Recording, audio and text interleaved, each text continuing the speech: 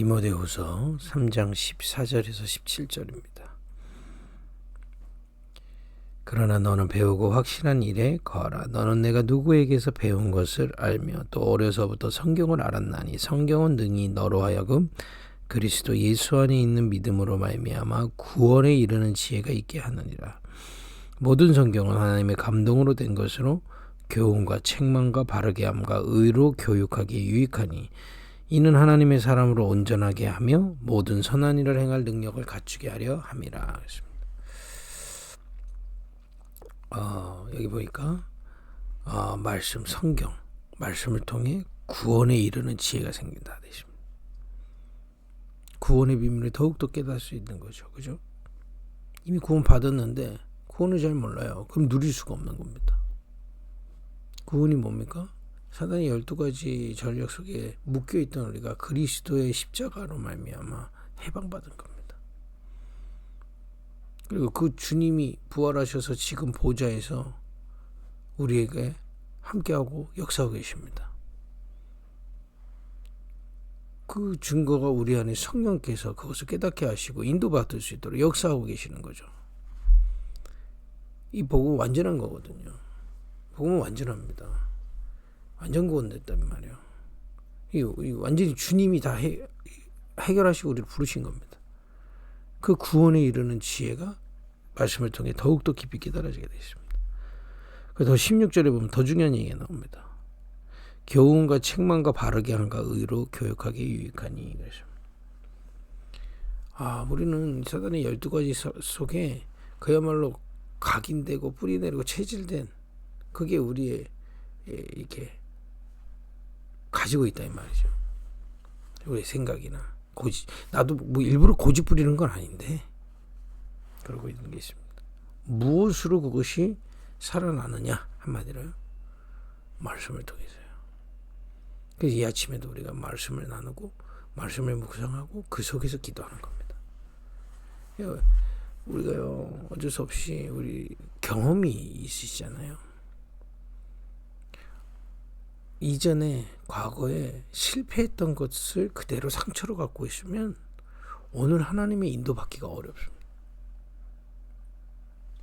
또 반대로 과거에 복음 없을 때 가지고 있던 성공의 경험이 있잖아요. 그거 그대로 갖고 있으면 지금 그걸로 고집 부려요.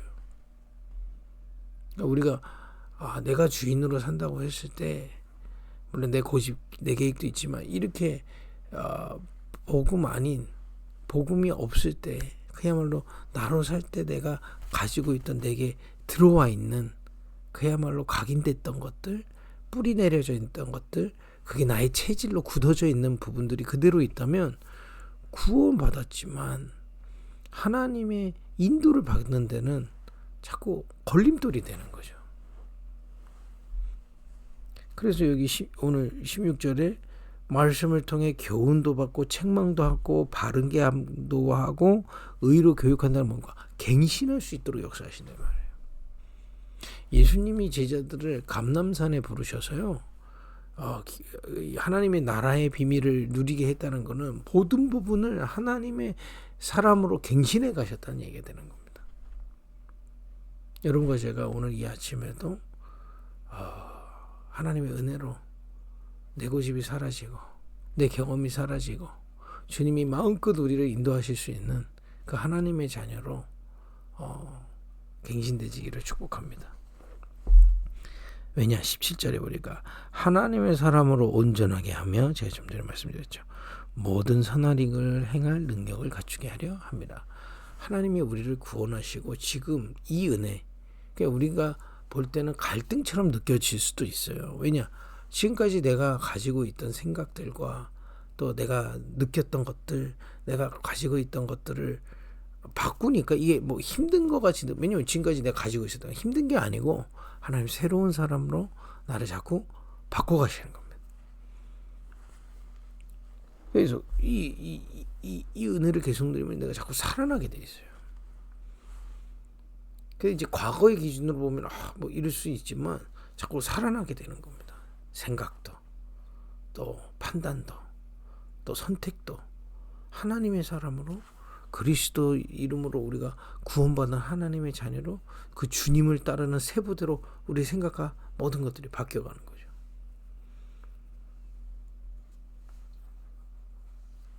그런 가운데 하나님이 우리에게 가지고 계신 계획이 있는 겁니다.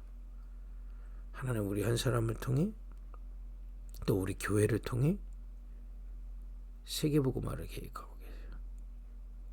예수님의 혼례잔치에 참여했던 12제자를 주님은 왜 이런 은혜를 주시고 계속 세부대가 되도록 역사하시느냐. 마가다락방 교회로 모여져서 그들이 함께 예루살렘, 유다, 사마리아 땅끝까지 가도록 계획하고 계시기 때문에 주님은 이미 그것을 준비하시고 인도하고 계시기 때문에 그렇습니다. 하나님이 우리를 왜 바꿔 가십니까? 그대로 살아 죽었다는데. 하나님은 새로운 계획이 있습니다. 우리 수준으로 갈 수 없는 그야말로 하나님이 준비해 놓으신 세계복음화의 계획을 가지고 계세요. 우리 한 사람이 살아나고요. 그 비밀을 가진 자들이 함께 모이고 그들을 통해 저 현장에 또 하나님이 예비하신 제자들, 하나님이 예비하신 빛의 경제, 하나님이 예비하신 후대들, 하나님이 예비하신 현장, 하나님이 예비하신 저 선교까지 인도하실 길이 남아있기 때문에 구원받은 우리를 갱신하도록 은혜 주십니다. 갱신해라가 아닙니다. 세부대로 주님은 갱신해 가시는 겁니다. 그래서 오늘도 이 아침에 우리가 하나님의 말씀을 통해서 특히 이번 주 우리 혼례잔치에서 일어났던 예수님의 계획을 따르는 마리아처럼요. 갱신해 가는 겁니다.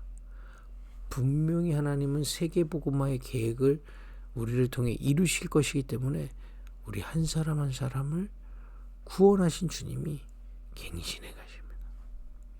그러니까 말한데 과거의 각인뿌리 체질을 바꾸도록 은혜를 주세요. 야, 우리가 이 부분이 자꾸 점점점 누려져야 여러분 예수님을 잘 믿는다는 것은 갱신을 잘하게 됩니다. 고집이 점점 없어져요.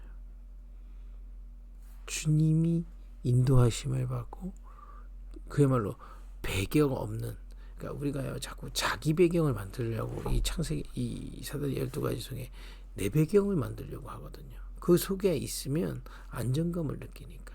근데 주님은 세계복음을 준비해 놨기 때문에 그쪽으로 인도에 가시기를 인도받는 우리를 세워가시는 겁니다. 그래서 혼례잔치에서 12제자들에게 보여주신 게 그겁니다.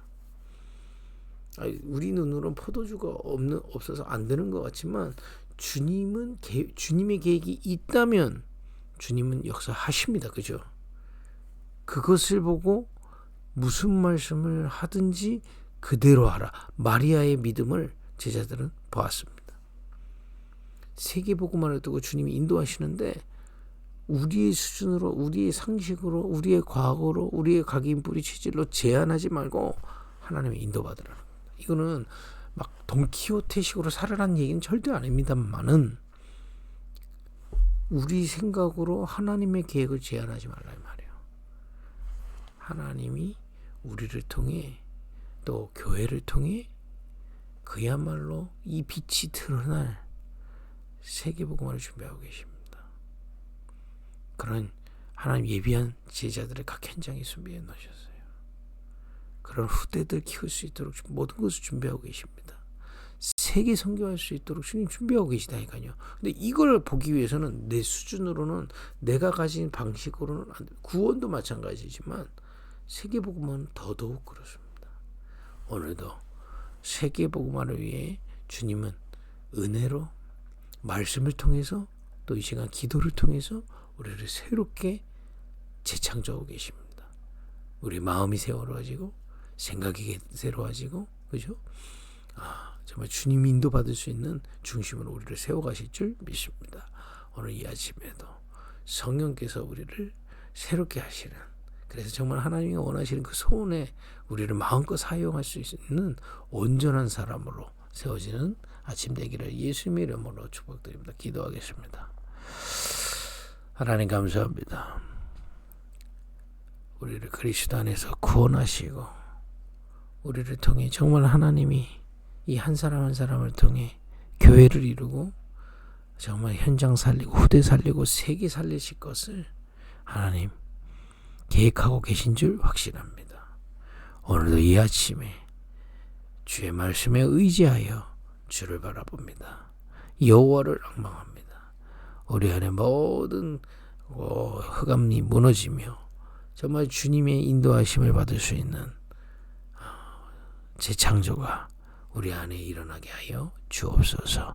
예수님의 이름으로 기도했습니다. 아멘.